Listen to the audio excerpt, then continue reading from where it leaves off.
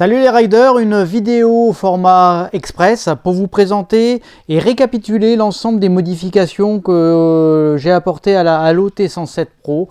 Voilà, certains seront peut-être intéressés par la liste relativement longue des accessoires et des modifications que l'on peut faire sur cette trottinette.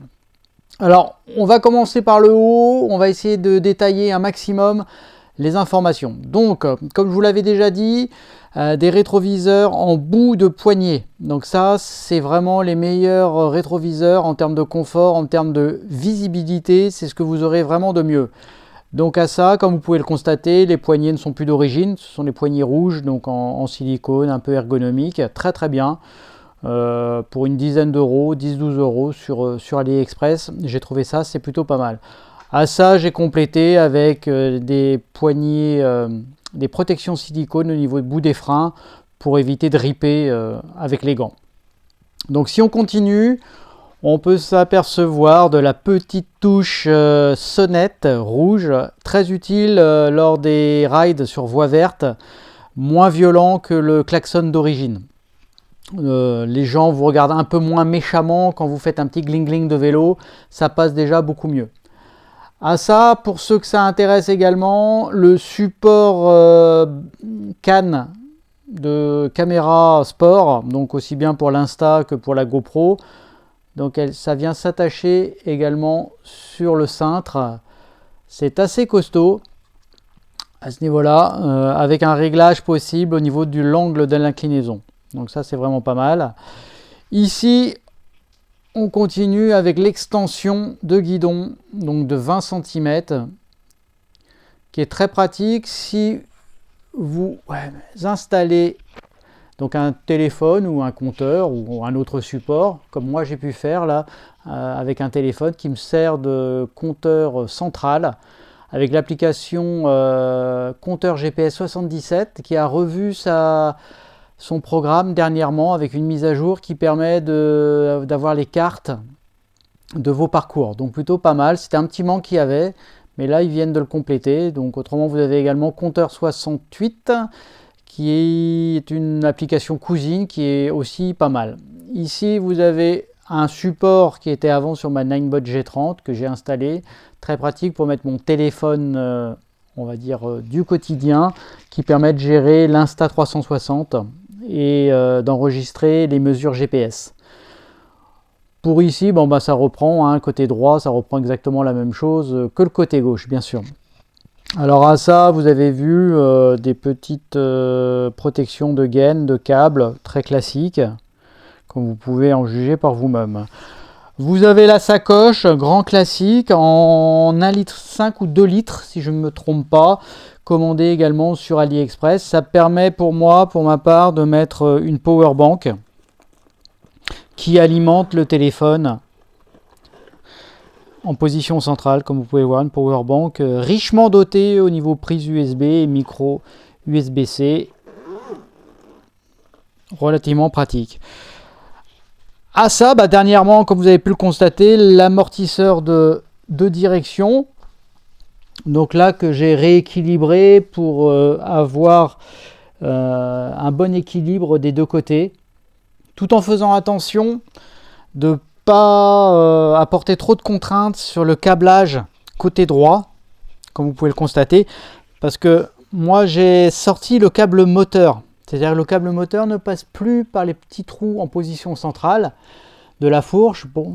Alors pourquoi j'ai fait ça? Tout simplement parce que chaque fois que vous avez besoin de démonter la roue pour changer un disque ou intervenir dessus, c'est un peu galère. C'est-à-dire qu'il faut démonter les capteurs Hall parce que ça ne passe pas par ces petits trous-là. Donc j'ai essayé de me simplifier la vie en sortant le câble moteur et en le faisant passer, comme vous pouvez le voir ici, par là, par ici, voilà, par l'extérieur.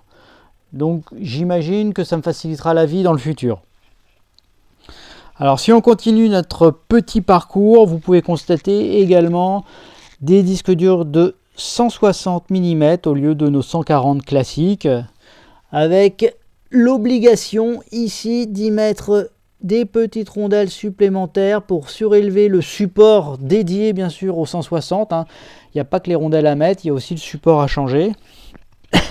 Alors vous aurez à surélever quand même un peu le haut et également le bas du support par 2 rondelles. Donc ce que vous faites, c'est que vous récupérez la rondelle d'origine pour la mettre en bas, comme ça vous en fait 2, et vous mettez l'équivalent d'une rondelle comme celle que vous avez sur le deck. Donc c'est à peu près du 1 mm, 1 mm 2, pas beaucoup plus. Ce qui permet de faire plaquer vraiment nos plaquettes de frein vraiment sur le haut du disque, enfin pile poil là sur le chemin, de pas être trop bas, de pas être trop haut, d'essayer d'avoir un freinage le plus efficace possible.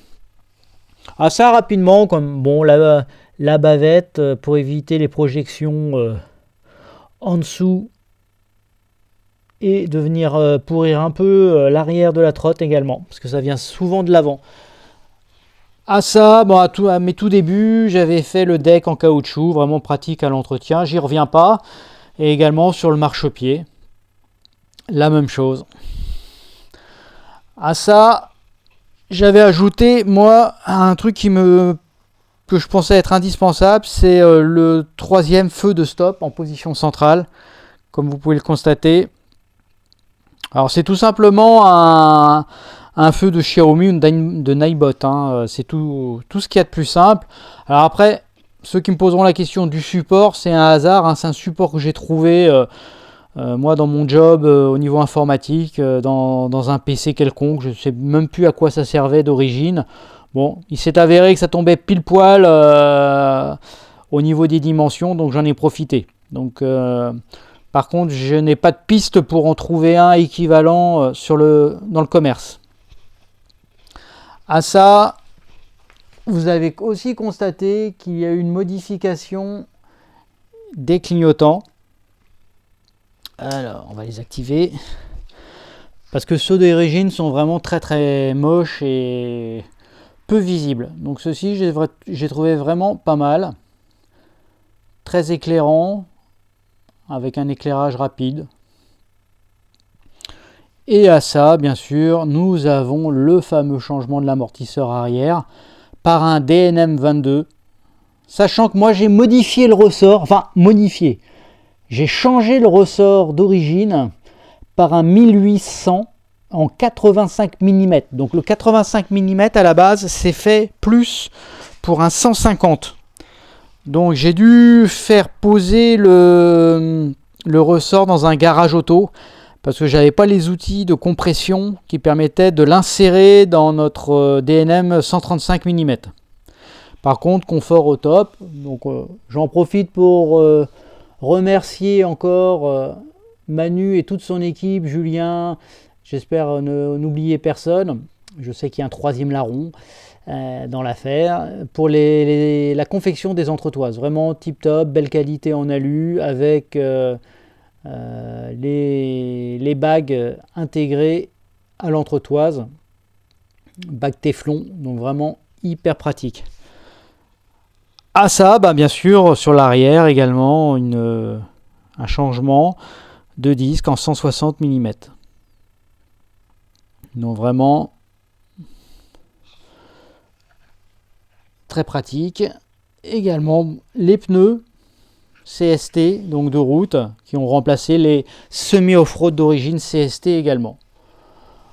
Voilà un petit résumé de l'ensemble des modifications qui ont été apportées.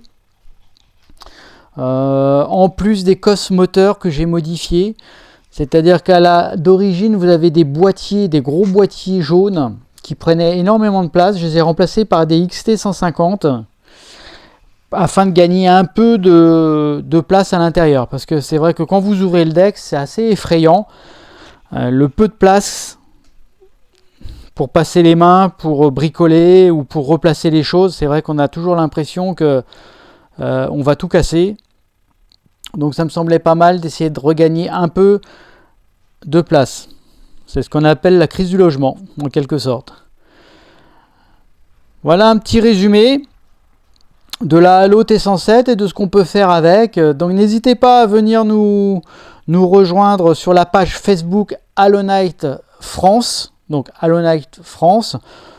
On répondra à toutes vos questions. Et profitez actuellement d'un bon de commande chez Geekbuying à 1308 €.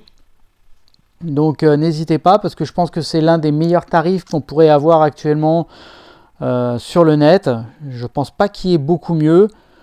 Sachant que je mets également en avant, parce que certains ont pu peut-être dire que le SAV ou Geekbuying était pas bon, était moins bon. Mais honnêtement, je pense que plusieurs d'entre nous pourront témoigner qu'il y a un super suivi, que les pièces sont envoyées en temps et en heure.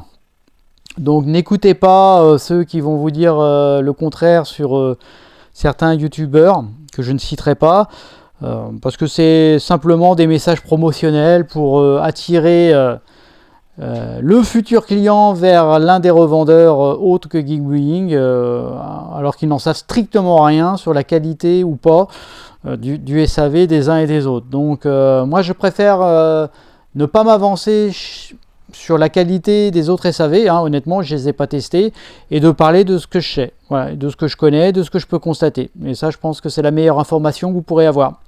Voilà, à bientôt les gars, ciao.